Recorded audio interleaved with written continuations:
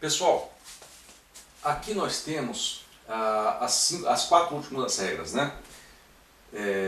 Se você multiplicar uma constante por qualquer vetor x do espaço vetorial, o resultado tem que ser o próprio vetor x.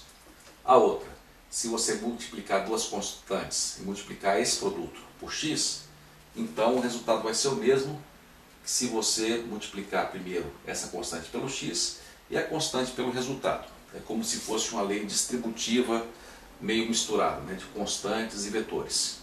Tá? Esse aqui também, se você somar dois vetores e depois multiplicar por uma constante, você vai ter o mesmo resultado que se você primeiro multiplicar um vetor pela constante, o outro pela constante e somar os dois. E por fim esse aqui, se você somar duas constantes e multiplicar pelo vetor,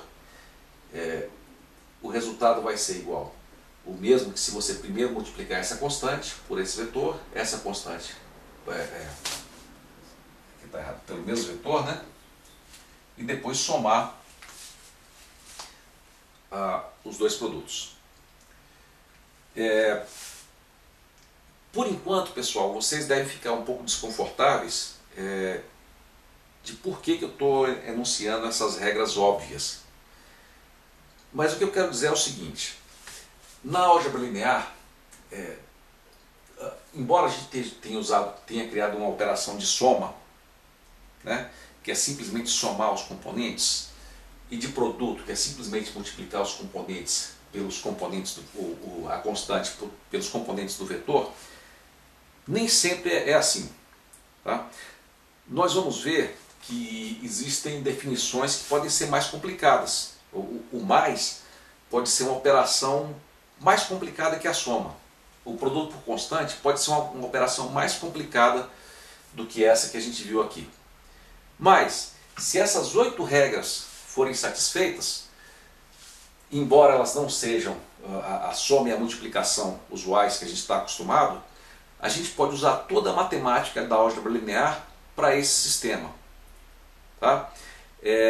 Eu acho que não adianta explicar muito mais do que isso agora, e na verdade vocês só vão entender isso quando surgirem essas situações. Mas por enquanto guardem isso. Com essas 8 regras, são as regras que você garante que toda a matemática que nós vamos aprender aqui para os espaços vetoriais vão servir para sistemas que satisfazem essas regras. Ok? Mas vamos então deixar isso de lado um pouco, essas 8 regras, vamos só lembrar que elas têm que ser satisfeitas, e vamos continuar então nossa discussão sobre espaços vetoriais. Bom, pessoal, até agora nós só falamos dos espaços tradicionais, R1, R2, R3, são vetores, né?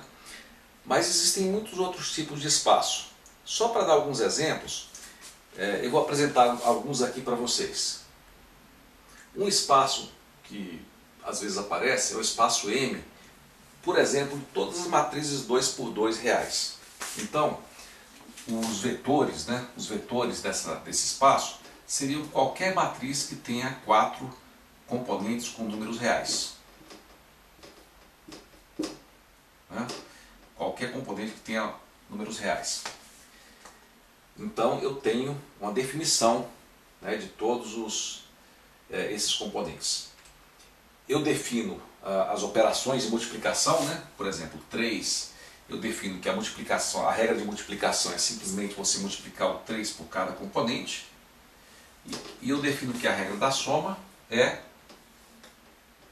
simplesmente somar se você tiver dois vetores diferentes, né, simplesmente somar os componentes correspondentes. O que é que você tem então?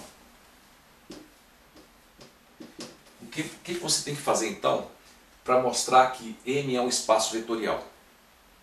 Primeiro você tem que ter os vetores, né, tem que ter essas regras, e você tem que checar aquelas 8 propriedades, sempre.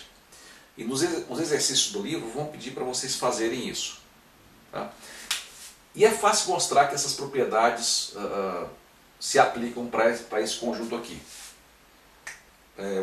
Vocês podem ver, por exemplo, a do vetor nulo. Né? Existe um vetor nulo de tal forma que para qualquer vetor que você somar a esse vetor, o resultado vai dar 0? O que vocês acham? Existe, né? Seria o vetor 0, 0, 0, 0. Ok? Mas eu não vou perder muito tempo com isso. Nos exercícios vocês vão fazer vários exemplos desse tipo, né? Eu queria perguntar qual vocês acham que seria a dimensão desse espaço. A dimensão geralmente está relacionada com os graus de liberdade que ele tem. Esse aqui você tem 4 elementos independentes. Então a dimensão desse espaço aqui é 4. É um espaço de dimensão 4. Outro exemplo é o vetor nulo. O vetor nulo é simplesmente o vetor 0, 0, né? Por exemplo, 0, 0, 0, 0, 0, qualquer vetor nulo, né? Se você tiver o vetor nulo, por exemplo, de uma matriz de 3 componentes, um vetor de 3 componentes, 0, 0, 0, né? Se você multiplicar por uma constante, vai dar quanto? 0, 0, 0. Eu tenho essa regra, né? Eu também defino que a soma é feita igual a soma de matriz.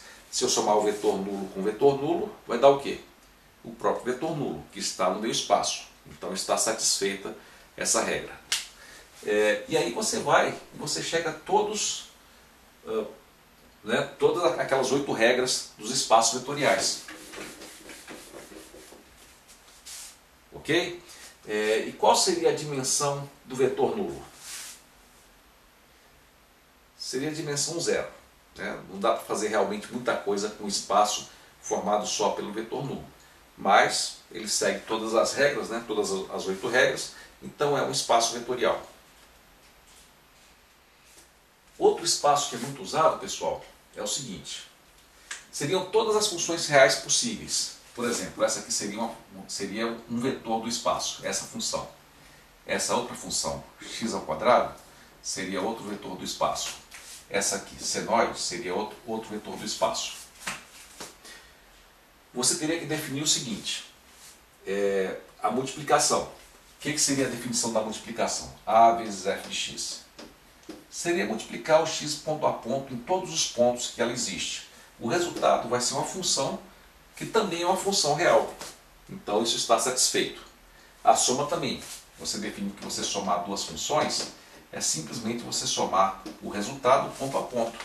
E você chega numa outra função. Então isso está satisfeito também. E é fácil checar todas as propriedades. A do vetor nulo. Qual seria o vetor nulo? Qual seria a função que, se você somar qualquer função com ela, vai dar ela mesma? Né? Seria a função g de x igual a 0. Ok? Nos exercícios, provavelmente vocês vão ter algum exercício, alguma hora, que mostrar que o espaço de todas as funções reais é um espaço vetorial. Agora, vamos ao próximo tópico, que também é muito importante: os subespaços vetoriais. O próprio nome deve dizer, né, pessoal? O subespaço vetorial é um subconjunto de um espaço. Então imaginem que você tem um espaço com um conjunto de vetores. Se você pegar um subgrupo, apenas uma parte desse espaço maior, e se as regras para espaço vetorial continuarem valendo, então a gente diz que esse grupo menor é um subespaço daquele grupo maior. Vamos então estudar essa entidade muito importante da álgebra linear.